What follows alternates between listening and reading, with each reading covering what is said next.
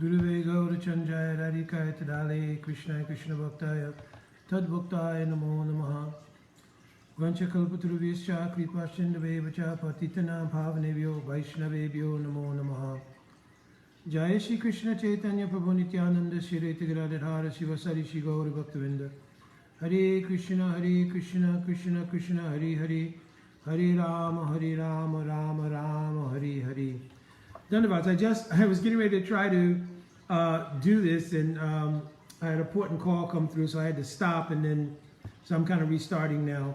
But anyway, this is a follow-up to a talk that I gave yesterday after listening to a class which was inclusive of discussions on the quote controversial statements of Al Srila Prabhupada, both in morning walks, room conversations, in the books themselves. So I think if you look at the other video, it pretty much gives my, though passionately presented, feeling about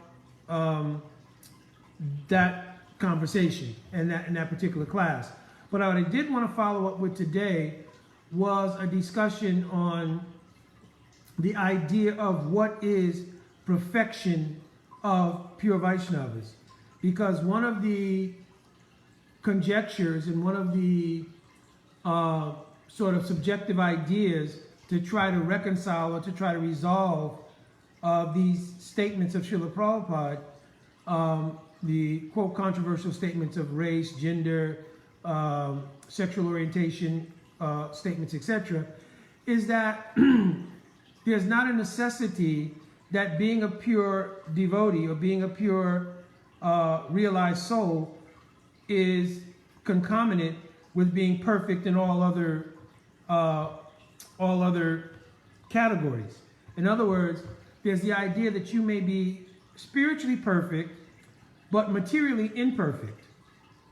So that's the gist. But just taking a look at that statement, that you can be spiritually perfect, but materially imperfect, you run across two problems. One problem is that the statement itself is not sensible. That if you've obtained an absolute perfection, then relative perfection is really meaningless, because in relativity there is no perfection. You understand? Or if you try to say that because there is no perfection in relativity, then anytime a perfected spiritual person deals within the material realm, they will be influenced by imperfection, because there is no perfection relatively speaking. Then you're saying the same thing as Mayavadis say about the descent of Krishna. That when Krishna comes into the material world, he must of necessity take on some of the qualities of the material world. So this is Mayavad. So that any pure devotee, then since they're dealing within the material world, they may display imperfections because of their interaction with the material atmosphere. But rather we should understand that absolute purity, pure spiritual perfection, transcends, the very meaning of the word, transcends every state of existence. And therefore their perfection is not hindered by their being in the arena of the material energy. That's the difference between pure realized souls and conditioned souls.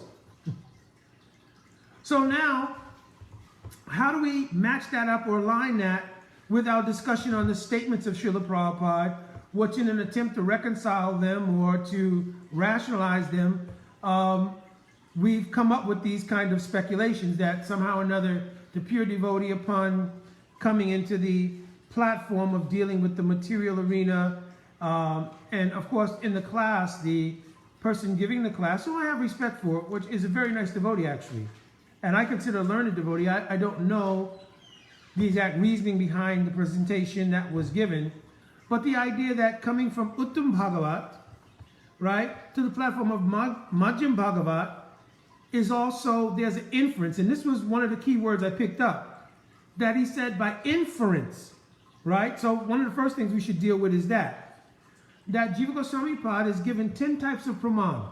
Shastra gives 10 types of praman, right? Praman means that which offers proof of something, a prameya, right?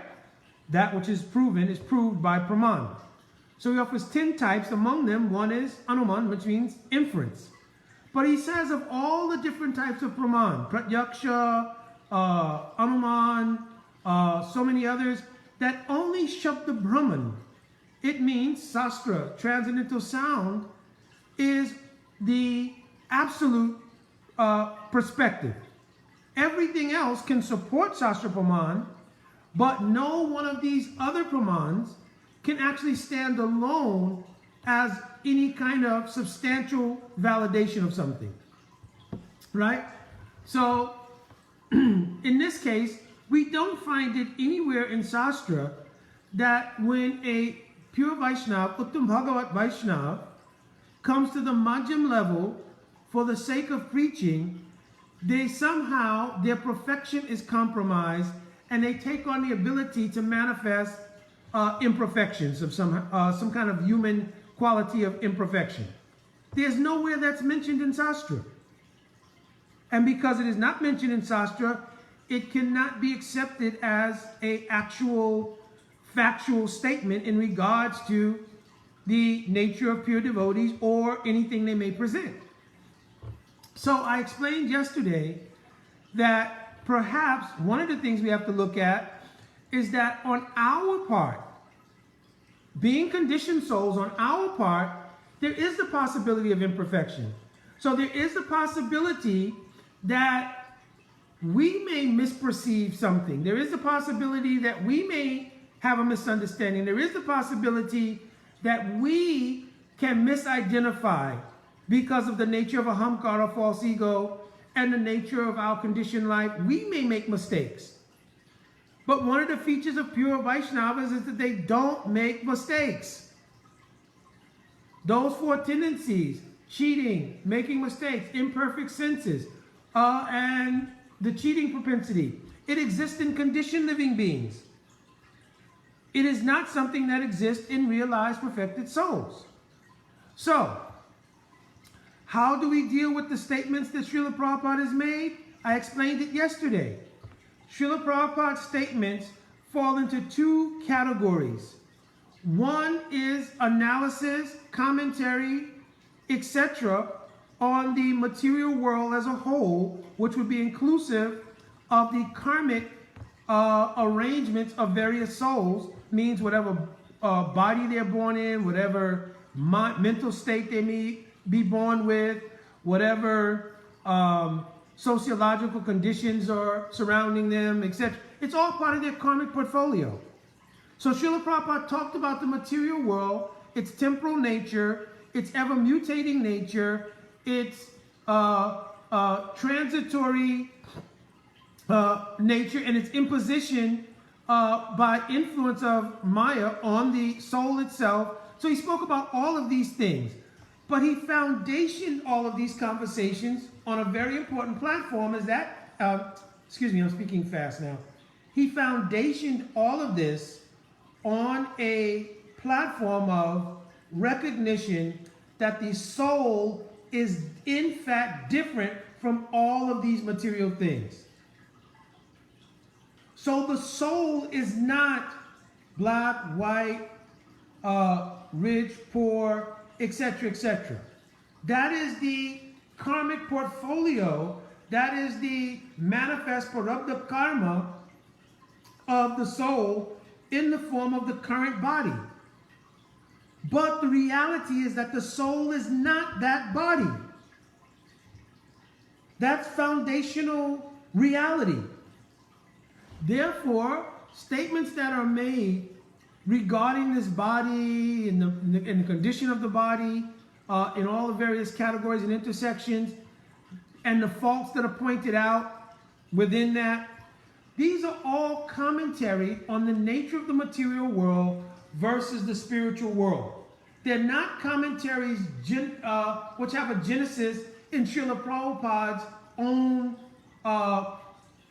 material standing, so to speak. Like he's an ordinary conditioned soul, and therefore maybe there's some residue of racism, residue of homophobia, residue of xenophobia, residue of something material in this way or that way.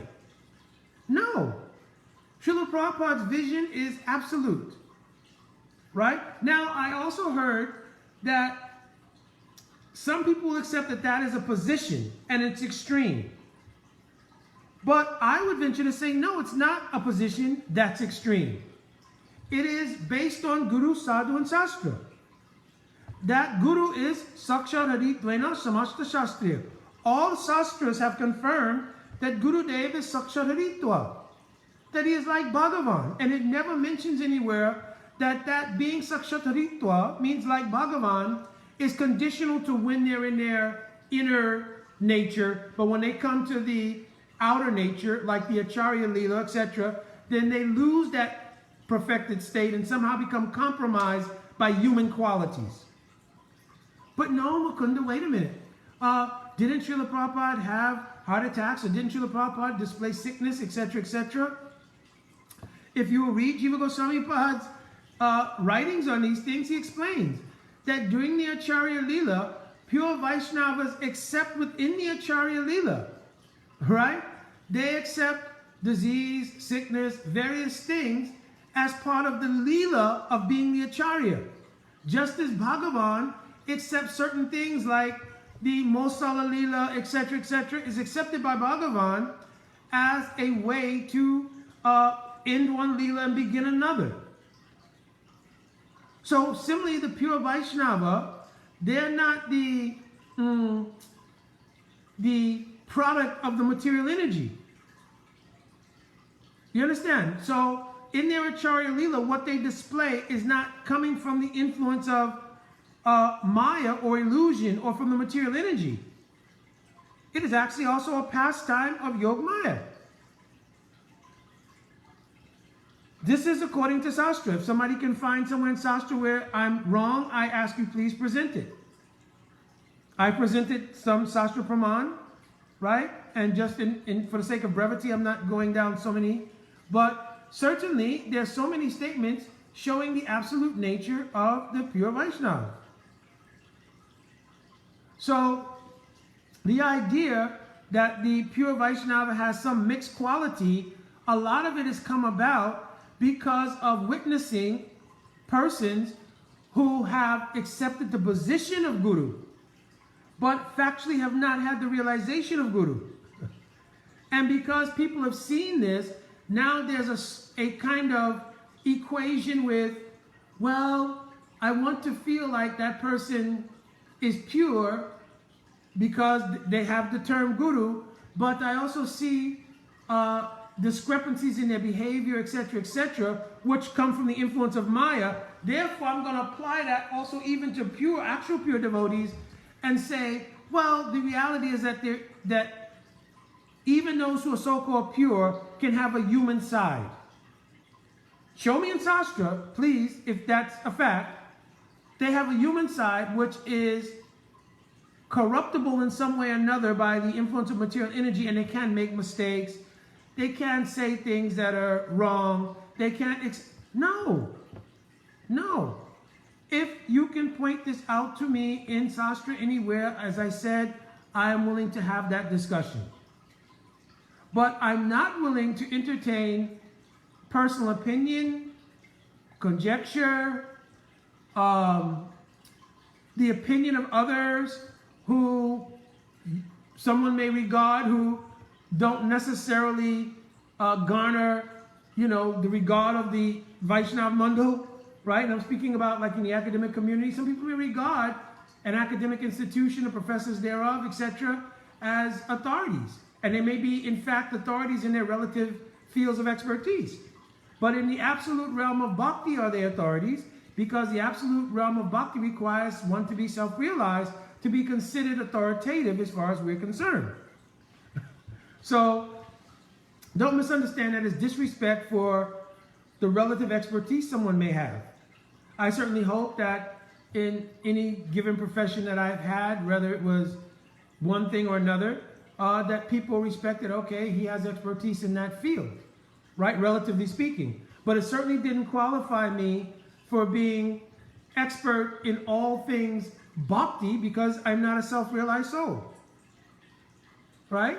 Now I am speaking from Guru, Sadhu, and Sastra, however, right? And speaking from Guru, Sadhu, Sastra, I have a firm platform to stand on to describe the idea that the conjecture that pure Vaishnavas, true pure Vaishnavas, their purity is somehow compromised when they operate in the arena for preaching in Madhyam Bhagavat.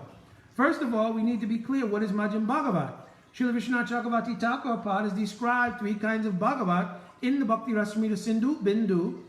He's described Bhagavat Parasadeya Pra, those who have obtained the status of Parasads of Bhagavan, means associates or eternal associates of Bhagavan, right? Those who are near Dut Koshai. The word Koshai means a lingering impression of some sort that comes within the consciousness due to having contact with material energy. So the Madhyam Uttam Bhagavat is described as someone who is near the Dut Koshai, who's cast off all Koshai. They don't have any influence of material energy anywhere in their consciousness. Another category is called Murchit Koshai. Murchit Koshai means those who have obtained perfection, but the possibility of the influence of a lingering aparad or something like that may still be there, right? We cannot say that our Srila Prabhupada is in the category of Murchit Koshai. Srila Prabhupada we accept as being an eternal associate. If you want to debate that fact, that's another thing, right? But we accept Srila Prabhupada's eternal associate of Bhagavan. He's a personification of the fulfillment of the prophecy of Mahaprabhu.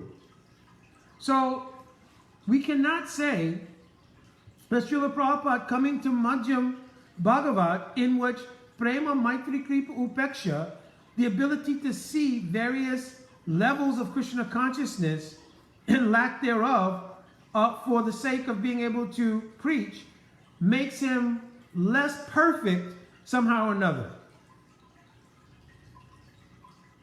Coming from Uttamadikar to Madhyamadikar for preaching does not mean that. First of all, you have to understand the difference between Uttam Bhagavat and Madhyam Bhagavat. Rupa Goswami is also given eligibilities for the practice of sadhana bhakti as Uttam, Madhyam, and Kanishta, and that is different from the consideration of Uttam Bhagavat. So first, there has to be some study to understand the differentiation between those two things. For instance, the Madhyam Adhikar in eligibility of sadhana is Sastra Yukti Nahi Joni. He doesn't even fully understand Sastra. He may have Drita Shradayana, firm faith.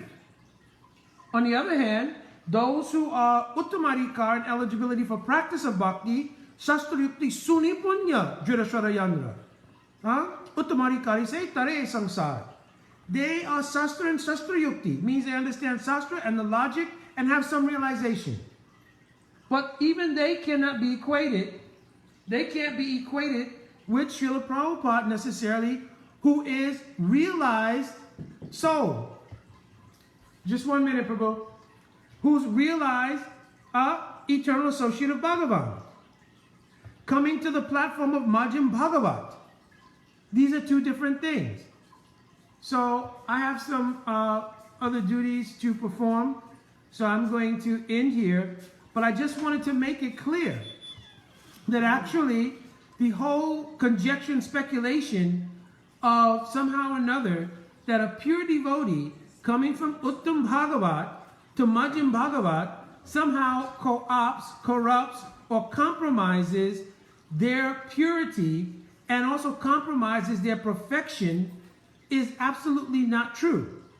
It may be an opinion, right? But it is not any sastric fact. You understand? All right, so I have some other duties to attend to, so I'm going to end here. But I said that I would do a follow-up to yesterday to try to explain this idea. Jai. So, Vanchakal Paturvischa, Kripa Sindhuvevacha, Patitanam Pavaneva, Vaishnavevyo Namo Namaha. Jai Radhe Radhe.